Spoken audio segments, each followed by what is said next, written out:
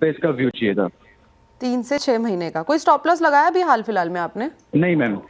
अच्छा, stop loss नहीं लगाया, ठीक है। 161 पे ये इस टाइम पे कारोबार कर रहा है, लेकिन नंबर्स की बात करें ना इस बार, तो नंबर्स हमें थोड़े से मिक्स बैग देखने को मिले हैं। जो स्ट्रीट ने अनुमान लगाया था वहाँ पे जो कंपनी का नेट प्रॉफिट है, हालांकि उसमें तो अच्छा खासा सुधार आया, लेकिन जो नेट इंटरेस्ट इनकम है उसमें एक डेंट आता हुआ दिखाई दिया, और एसेट क्वालिटी के लिहाज से भी ये जो नंबर्स है वो डिट्रॉइट होते हुए दिखाई दिए हैं हमें।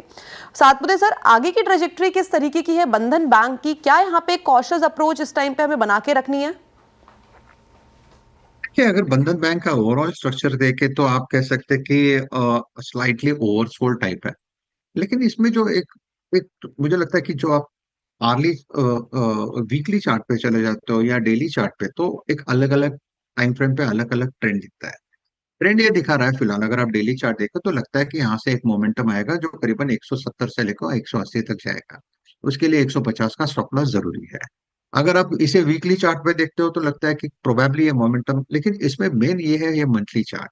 अगर आप मंथली चार्ट पे जाते हो तो इसका जो लॉन्ग टर्म ट्रेंड है वो वीक है।